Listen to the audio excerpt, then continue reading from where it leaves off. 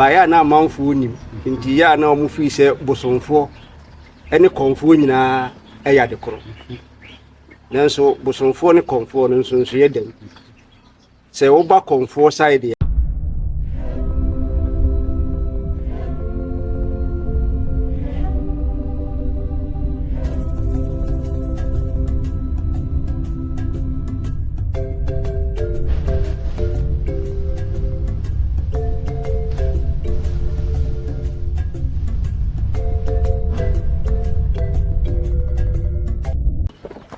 for Sankofa TV for Asia baby.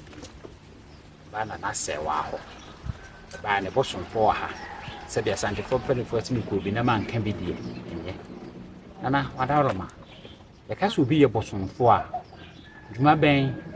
e na wodi ma bosom. Yo. Me da wano ase. Yedika mechie atiefo ni adofo.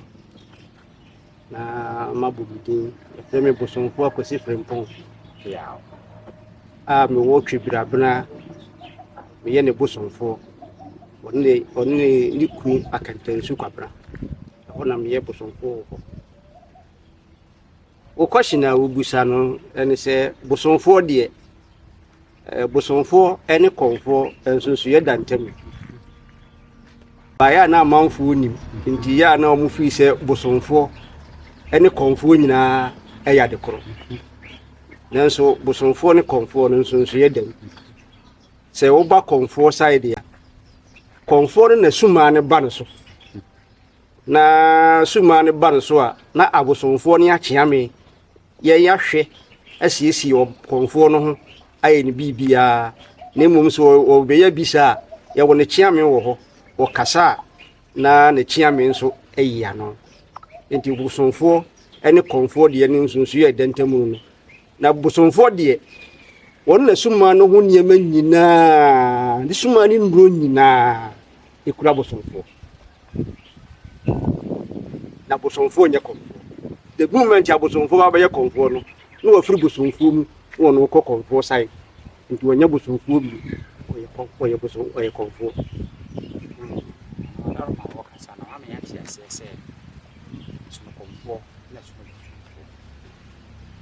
se uchire yemu bosomfo no wadwuma ne sen o konfo bosomfo de wo adwuma a wo wo bosom ho ne se bosom ni nuru ya wo yusu obi babisa wo yusu onyinala wo bosomfo ene wo na ebi wo kra obetimi akire bosomfo no aduru bi amla konfo kra ni ho hwe ne wo bi agisoku yi kire de dayim ansa no busa konfo no konfo no busa bosomfo no wo ye no kre ajaba ye no kire maduru sei nti se wo busa ye sa na tie nti konfo bosomfo de wode ne nduro no nyina kura no ene suma no ho niema nyina so kura no nti bosomfo de o posu pa ebi se bosomfo na de suma no nyina tu kwan se de ye kwagoro a bosomfo nka ho wontimi nko konfo no anko ntimi sa ne ma nkwa mla bosomfo ma ne kwan nti bosomfo de bosomfo akom ho a bosomfo no wutumi pa wakom wo mu se bosom no eba konfo so de wona konfo na fa no afa konfo na one nam ye bibia na nso bosomfo so wutumi pa Sankofa TV ene ye se da bia ye ka se de monte da na ebe mamate ana chire ye mu ame ya te bosomfo ne konfo ase bosomfo ne konfo ase se bosomfo ame ye hu ne se konfo de suma beba no so suma eba ewie na wokwa adura aka sebi mfa se meme yale na mabana na hwa wo kire madura ye bosomfo adwuma ne se obekwa akopenuru na wode ya meme sebi mi ameba na hwa no na me de akosa me ho yale na de wo kan de na je se wo post ne de sebi mpede anya konfo akura sebi ne yonkonem se benuru mu dia eba nuro mu dia se efa asuru mu kura dia na ye kakra ne mu se fa brafo no koponom saa no de wo ye konfo wo ho na bosomfo wo ti ebo so wo ye wuro fo bepam ho wo bepam konfo wuro watali ato sesi a ten ti bosomfo de bosomfo wotumi pa na se ye dika no ya na wo mo akonfo no agya no wo mo sunti no ya no mo ade no ye different from ye de sa wo se ni twa akokọ ye beyi musuo apaye biada etimi suma ni nimi even kura woni mi che konfo ebi se me na me ye ni bibia metimi asori ahoma che mla konfo da na me baba na me ni masuma ya bi din komo e kura de bi wo kura de a ene mranti ya ba de bibia ba ye se efiri bibita ye sori ahoma che ni abetwi ye te ya gu asuma no so eti ebrade ya brebia no asuma na ni wo me e wo ye ya wo ni wo kura no a wo si from ase obisa bosonfo na bosonfo ko hin ya chense bia bosonfo ko di dwumadi bi amani pasomesi ansa na asuma na tiase sasa mukra na kapese bisa se neche se wuni hode a anya de akomfo betimi aso aboso se bosonfo no akomfo betimi aso ayi ne se achiamefo wo na mom suma ni si fom wi a obebusa nse na me bosonfo wo hin ansa na achiamefo na chense bosonfo ko di dwuma bi wo ha aninti ebia enche obeba sa de suma no beti ase katache wadawro ma pese bisu asakra o kwada so pese bisa na se wadawro ma oye bosonfo wo fie ha okoba bia oye bosonfo ana sabi the moment ye wanya twa abraf su na akokọ se oye bosonfo de se be bia meko bia gise suma no niani ne mo se suma no wani nko a wo hunumi a oba betia me se me bosonfo e wo me se me twa akokọ na ma me suma e de na so ma twa suma akokọ na masuma na gima to me se me ye bosonfo no me ye bosonfo be bia oye bosonfo wo asuo bia asuo bosom bia agide woni ani na suma ni si fomo a ena metewo a won hunu se me ye bosonfo no achia me sa akọ na wadawro ma wo kasa na suma bi wo ha woni ani aja wadawro ma suma ni de se oni misa de me kai ni beprebe obu a onu akom na kom ena kom abe onu akom ne de aja onyansa bi kakra wi a ya na mmosiri bo so a na chia me ni abosonfo yi ibu ha wa trasuma ho ache enim sa de suma no ba wo ye sa de chia mframa no ba wo mo ye nyina wa trasuma no ho ache nti wasua ebi asem ketuwa bi no de abufuo no wokọ emra wonya ahwe okọ ya adwuma so ne je ho no akotofu gu okom nti ya buru nyina no abase eti eno ase won de onanam a wokoro so ati ahwe anye se suma ya wani bia yesu ma kan ya onya hu wa oba be cha se bosonfo ubo ko ogu nsansa odin se gu fom no aso nsa chiawo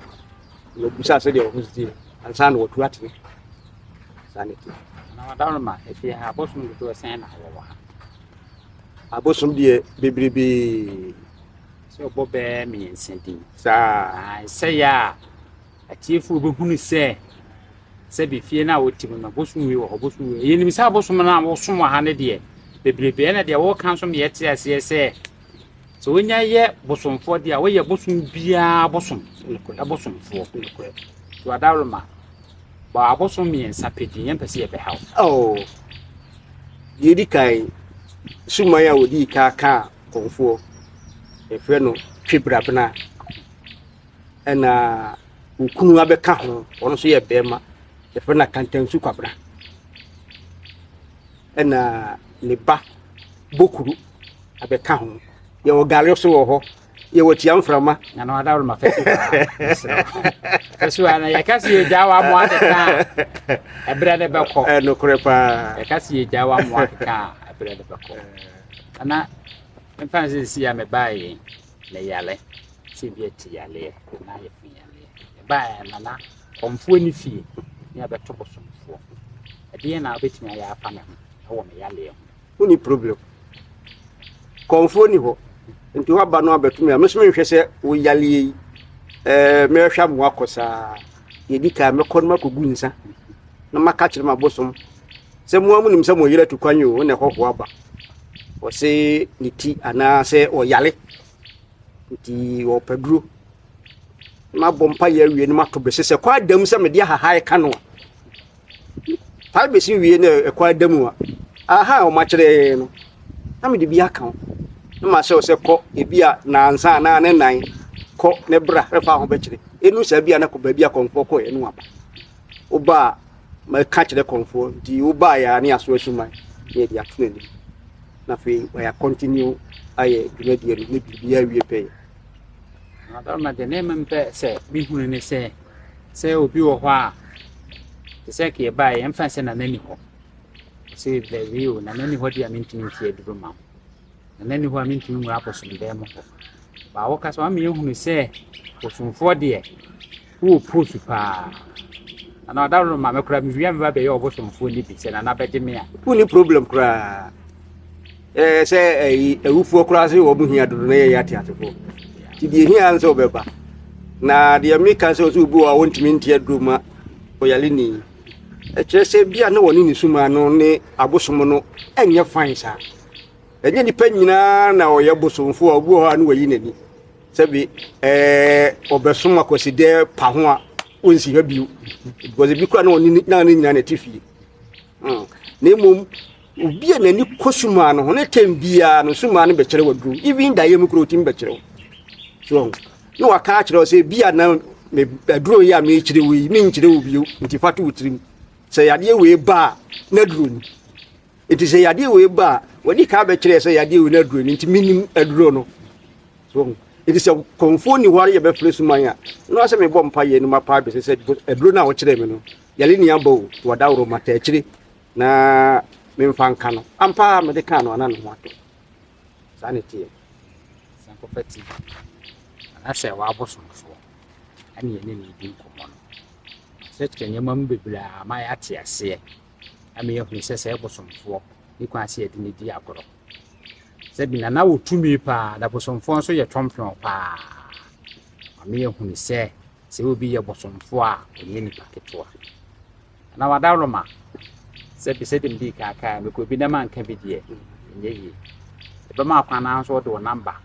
atu afidie so bia no na nani fie ana ya frɛ na ne number adu ti won so be ka number bi frɛ na na se we na wo frɛ wa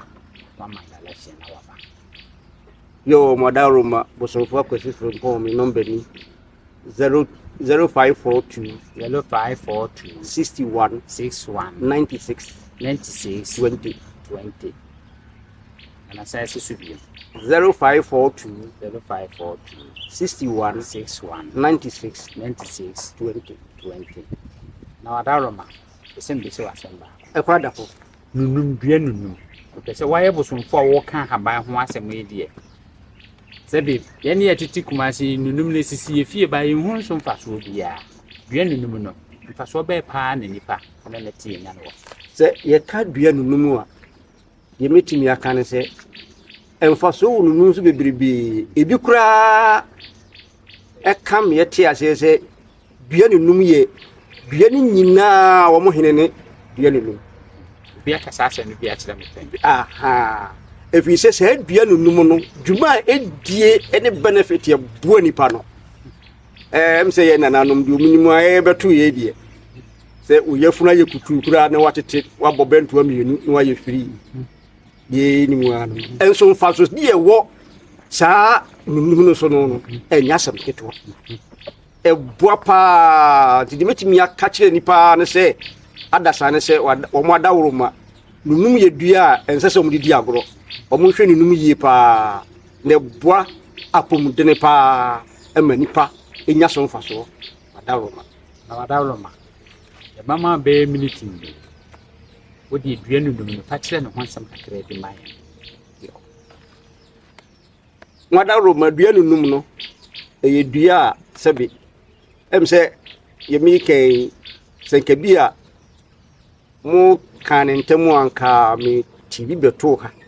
nanka me la street chire nkrofo because obi wo hono mo a onim dua no kura ya ye bodi no se de tie o kan numi wa hwe kura no kofa confirm ti kuro se ye num na wakofa na ko ye problem nanka mu mo kan ntem dia na ye kura na wo de chire no na camera ne da so no hu se num e ho asem na wo to ana be san ba biem uni problem se de mbi kaka se num no ne mfa so die bebrebe eboa enipa pom de ne pa so atiase enye se wo yafunu ye wo yanko a wo koyam aksa se ye wuti se ye waso kese ho ba bia no num die mi nkanya bi eyem fa so die mani papa enti de mesra da saa ne se wo madawroma o manu num ehunhia wo mo se obu okro betima ye powder o tete no hata no aye ne powder form o ye ne powder form o betimi de kukuku no anom eno ebesa ne yade bia kama dawroma mesra da saa o manu num hunhia wo ne num ye dua emfaso de wo so pa sanko fa atiefo dawroma sade na osofo aka si dua num e ba ye hu so wo si aduro enti ni ye bi se na duro hu na eja nipa yenso ye dibi atue kototwom na e dikia aka bi e bosomfo so aka bi em se nunum de ko ye fie mu kuma se kura nunum esisi wo na e pesen bi sa last question na ye ma e ba ye hu se wo ye adwuma e ba ye hu tamiewu ni mfa so de enso de sen wa se oti ni de kura ne dini ne honam se wo se tamiewu edi se wo tan no de a e de na asam da beto eye tamiewu ye dua bi a ye ntene basabasa sebi ansa na be kwa ase no o amamle ni amane ye se wo ye no wakote kuma se de be bi esi bi tukoti bi some de mumu ni mu ho hwe nti no anse obi fiti ya no wate so we can even ka wanti mi anya hwe kura nka wo kwense de na wako odi akọ no akakasa a kire no because eno nti na nipa bebrebe ti aduru a na anya adwuma no because esesha wodi ka ne uposese dua no na ne posese ne sen okura okwense ana okusua dua tamiewu wadawroma me na bia ne namu abuo na pese ode kwakire so ofi so de kire ne yeye bia ana se onipa bi ni me di ho aperapere na ade wo ya media onipa no pese ofo so no ogi ade ni free mi nsem eti tamiewu wadawroma kwanhye kura mi me de beti na mdia yankamade na se de tie bia yi se court kura na akwa me chechire to so a me kwa ya nyimi na saase ana misika na bibia mfamaye tamiewu no beji na de wo de ye bia no ne kasa wo pa wo ka kire no no ebeye adwuma na bo esi wo hu sesi wo no na watehwim na meka kuma se de wonim de eka so sa no enya adwuma but ese se o process bia no aha bia ye ko fa bia ni wa ye fa no kwa because ye konesi wo no ye wonya nyankama dia ye erinti ne se yale ni ba ha ye de aduro kanoa na ne ho ato no but obekọ ba bi wo de kanoa enye yi in a sense kwanya ye fa so process bia no ye de hwe ye yalefo no ye de ni ye soronko nti se movement abaye ne saa no uye ne saa ubi bia ye bokọ na unya yale sa so emo wa konsuo so eye kama ana dawroma yata me tambe ni tinkoti yata me awu upese wotide ya ka wo sori ahomache at least wantimi kura nka emmo ono emfi nonson nonsia nonson ko bo no wotwede no akote anopa no wate ana odi mamenyen be 10 unse 10 de na wia ni mpie aha na anwumre soso no free 4 eko no akote adenti ne ye ne sa because anopa no nutrients no ne ahodin ne wom ni nyina wo ahaba no so awia boy ya ne nutrients ne wom ni nyina na gura asase na se ne ko intrinim awia ne ko da na ye sa ba aha no so ti sa tam no wotia na de ye obi bia etimi ye adwuma we de o ma kire misiki kakara ai nana ye ase ka kuma se ne de ye to anom ne de tama ye bebi etimi kwate me kra mi se mati bi be trofo kro da mama nkuta kwans nkuta kosua nkuta hwe so enti esa woti na wi abrem sa nutrients na wo mu ase edi dwumadie ni ma wo no awura asase na se ye wo ni nyininim ba na aha no so na wote e de ye adwuma it is that time no a wote no to mi nche de ni a anim demo so hotena no pa no efi be 6 7 8 9 10 ho no ma awia ni mpie ne dia na nutrients no bibia no wa ha ni efi 4 eko 6 won na sa abam ba awia ni pie ya ne ko na ko ni hini ni ha nti e ba sa wote ne sa amre na de bibia eheda eni ahoɔden ti wotira no pa ne anwumra eboa madwumadi a wodi die no ko yie pa ana konfo be na ye ne bosomfo frere konfo na nasewa ye wo agona na agona be bi ye wo no o kwafoma so a o faka wo se ubana prage a wo se ubesi fitem ana o ye prage afo no de ubu obia di nse ensoso so a odo be ban soso so enti se udru fitam ana se udru hotel ho na usia na nankoa ne konfoba o elia hasi edu ka se wo konfoba no ho a ba bia ba be kire ha konfo no bi wo ha bebribi but ono nkoa na ye konfoba ya wo ha enti se wo ka se wo konfoba no a bia do be ba ya chiri kwa anye irana Sankofa TV tifo sade da bia ya kan ya de yesi ya ya adwene se de ahinta ene ye pese ma atiefo hu ya bai ohuna na bosomfo waka nsem papa afabia yesi ye be ma hu ye tumi sebi ensuo tumi akomfo tumi bosom tumi yentina ho ma sebi bintina ne fie na de wonim afa bosom nsuo ne nnua ho no onka enwu abosomfo akomfo ne abosomfo achia me anim ase ebe ma de ahinta bia de yede na besi ha na da foforo no se wo se ye baa na se nanka ye ka se nnua ho asema nko tete nnua ne begu ho baako ebe sia babiem ama na tete a kire atiefo na wa kire ye kwan ye befa so a na emomo de kire wo kwan na de kosa yale a ye serew ehunana tese wo tire wo fie brana na ase waje mfaso no nko na nko wadi ne behunana bosomfo nti ye de mo besi wa da foforo ebe sia babi yes